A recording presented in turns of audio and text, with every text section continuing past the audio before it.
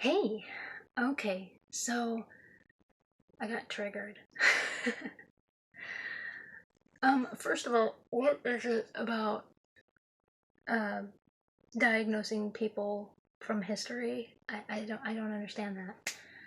Um, I see it way too often, and I've seen so many people diagnose Mark Twain, and it's like, no, that's not what's wrong with him. He spoke his mind. If we're going to diagnose people who speak their mind, we really have a problem. Oh my gosh.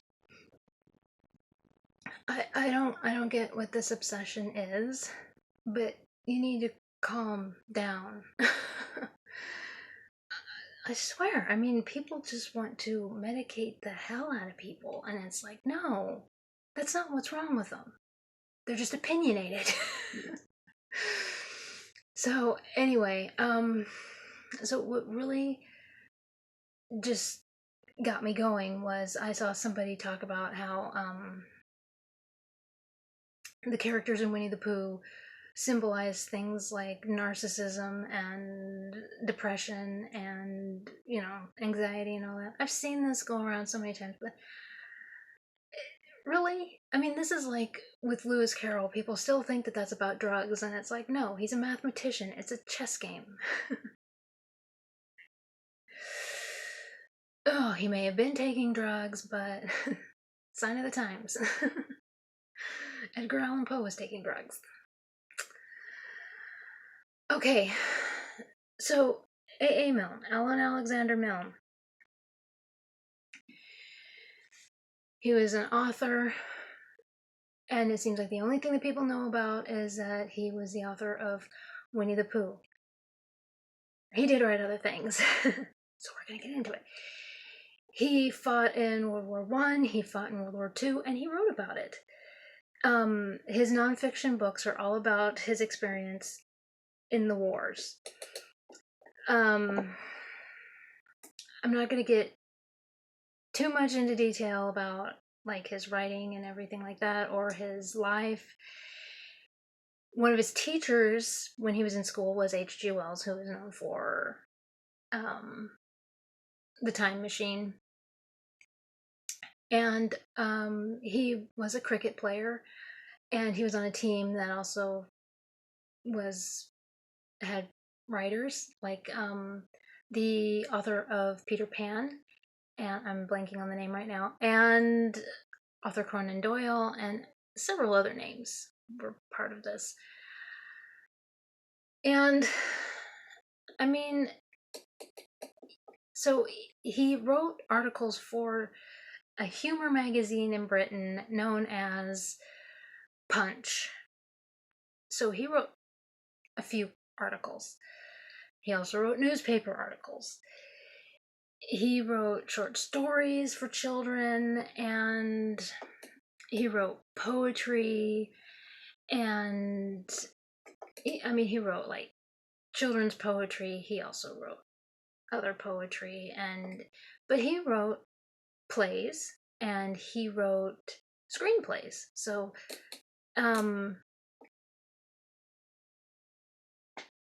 but anyway, when it comes to his writing, he started off with a murder mystery, which was in 1922. It was called The Red House Mystery, and not the greatest book. I read it, and it was I mean,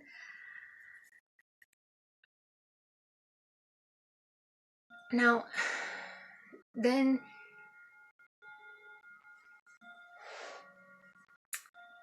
you get into, that was released in 1922. Christopher Robin Milne was born in 1920. So you kind of get the idea of where things are starting to transition in his life and everything, where it starts to go into more children. And so he, when he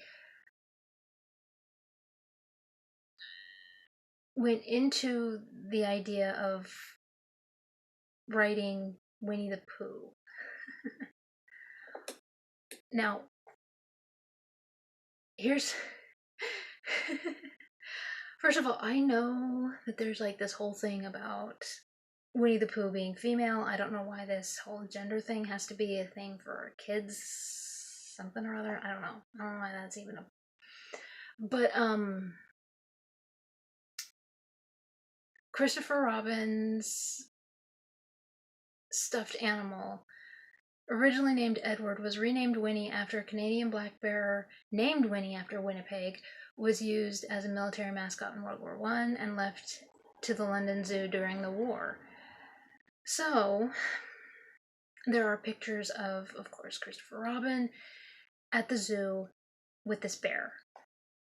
Well, the kid was fascinated, of course, so he's gonna change the name of this bear, which was originally named Edward, and when it comes to the Pooh, Winnie the Pooh, comes from a swan, the young boy named Pooh. The other tricky part, here's the fun part. E.H. Shepard, who was the illustrator for the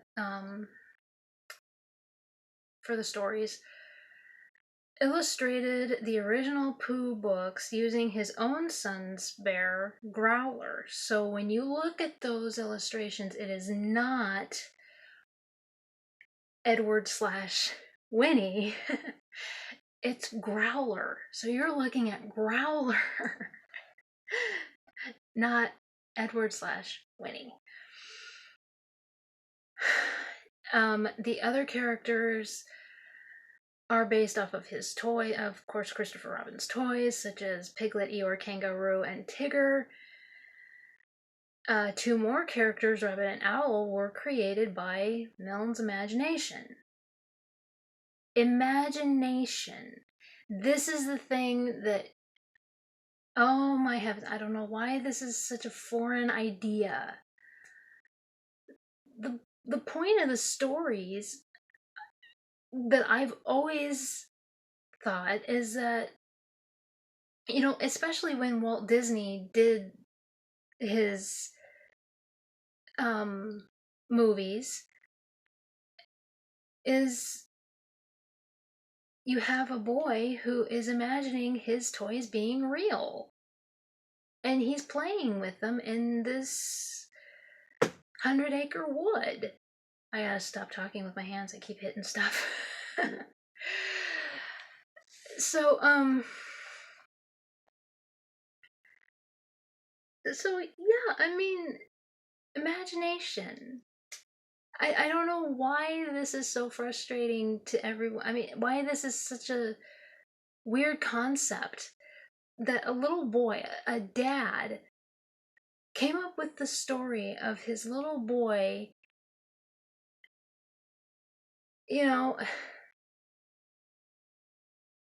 an innocent little boy playing in the 100-acre wood with his toys.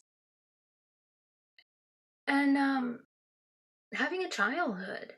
A simple little childhood.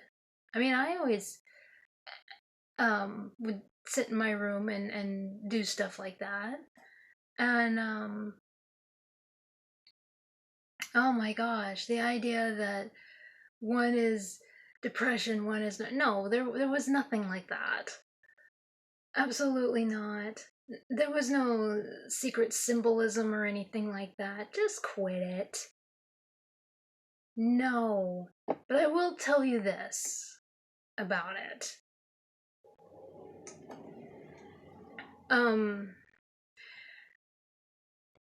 A.A. Milne, just like his son, came to hate writing kids' books. He turned away from it.